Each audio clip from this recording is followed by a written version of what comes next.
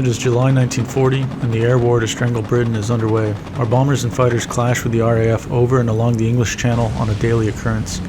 The RAF returns in kind and attempts to penetrate our airspace over France with the hope of bombing our port facilities along the coast, which is a vital lifeline to our small fleet. Our fighters can manage the pressure for now, but the real solution for stopping this air war is to starve Britain from the sea.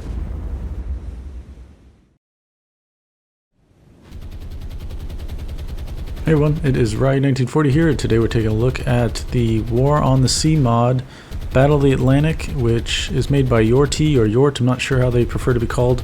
But yes, we're in command of the Kriegsmarine, and our tasking is to sink 300 Allied ships to effectively starve Britain of resources. The alternative to win the campaign is to capture a few key territories around the map, but I'm not keen on doing that. I want to hunt ships with my battleships. So to do that, we've got the Scharnhorst and Gneisenau, and we're going to look for Allied shipping out in the open Atlantic. We actually snuck around the British Isles and were able to get to the open Atlantic. This is about day 18 of hunting for British shipping.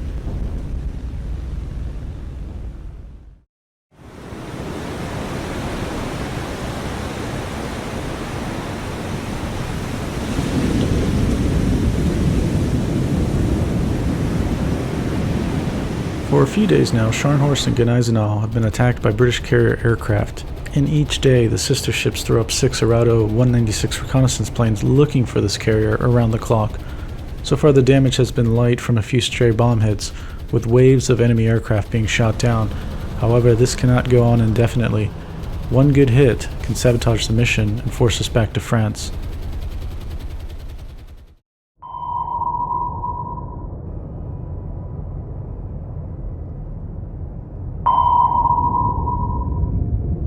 U-4 is a small Type 2 U-boat sitting close to the British Isles waiting for convoys to enter and depart the nearby ports. On the evening of August 1st, she comes across a small convoy. Her torpedo spread was ineffective, and immediately the escorts fix her location and conduct multiple depth charge attacks.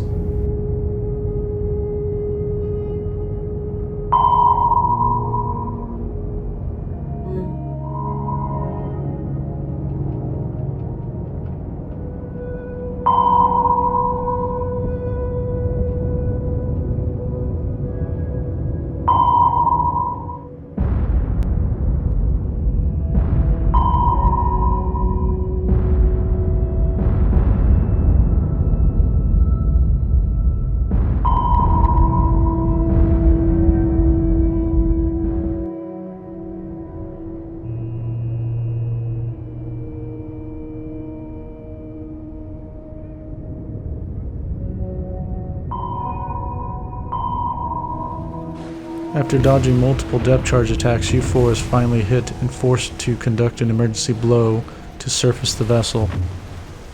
Once on the surface, she is engaged by all the convoy escorts with their guns, and at 1939, U-4 is lost with all hands.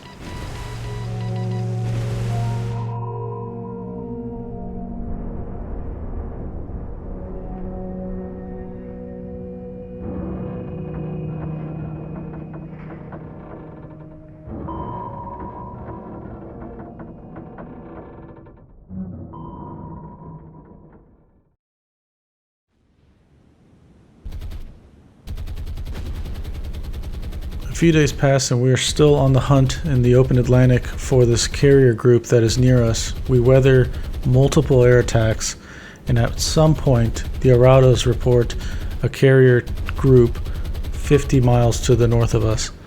As we race to close it, we're engaged again with carrier aviation coming from that direction, which is promising.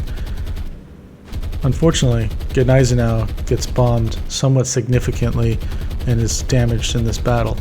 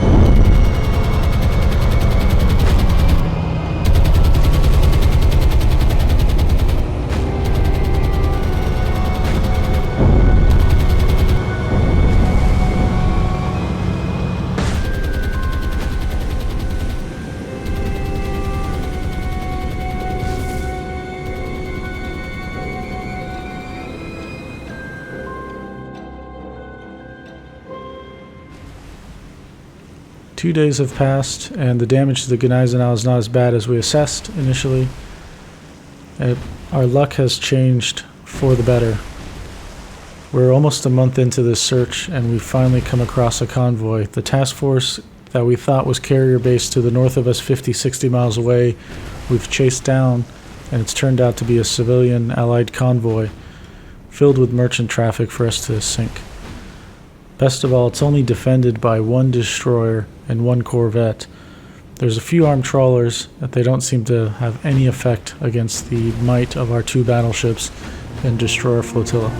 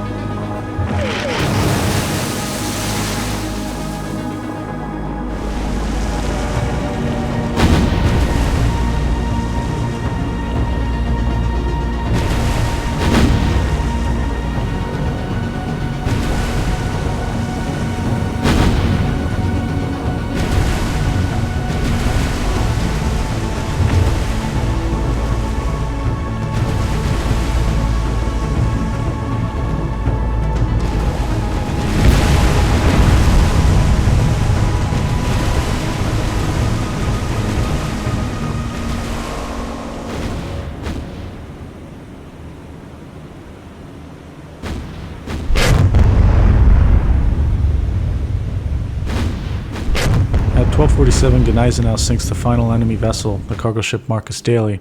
A few minutes later, Scharnhorst sends out an encoded message to High Command that 116,000 tons has been sunk in this action.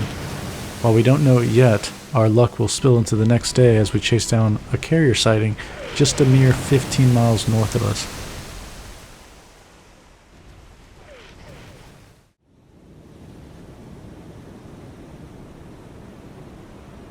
On the morning of August 8th, our task force headed by Scharnhorst encounters a small convoy, once again mistakenly identified as a carrier group. This convoy is lightly guarded by just one Shoreham-class sloop. Scharnhorst and Gneisenau waste no time targeting the merchant vessels at range, while the destroyer flotilla, headed by the destroyer Z-20 Karl Galster, forms a gun line to close on the lone sloop.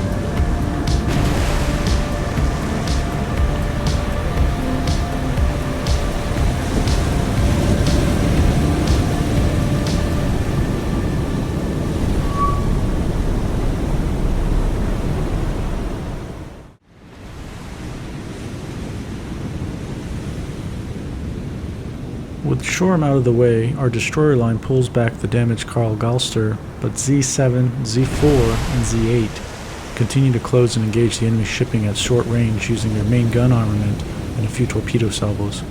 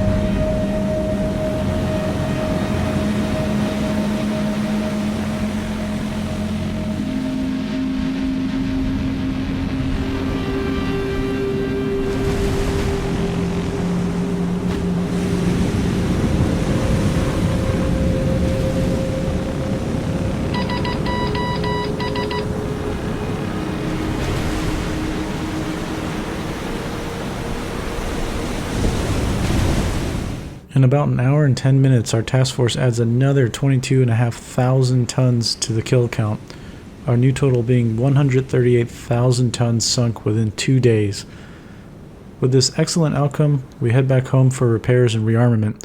Scharnhorst and Gneisenau are in need of repairs from the earlier bomb hits suffered from carrier aviation, and our destroyers took a few stray shells from the armed merchants and have suffered some damage. By the evening of August 8th, we have successfully ended the patrol at La Rochelle. Originally started up in Wilhelmshaven on July 10th, in nearly 1 month, our two sister battleships, Scharnhorst and Gneisenau, tallied up an impressive amount of shipping. Unfortunately for us, the two ships will now take 19 days to get repaired. We do have some command points to spend, and it's likely we'll order a cruiser like the Prince Eugen to act as an individual surface raider for one patrol while the other vessels are repaired. So this was our first look at the Atlantic Battle campaign. If you like what you see, leave a comment below and I'll get to it as soon as possible. See you on the next one. Bye.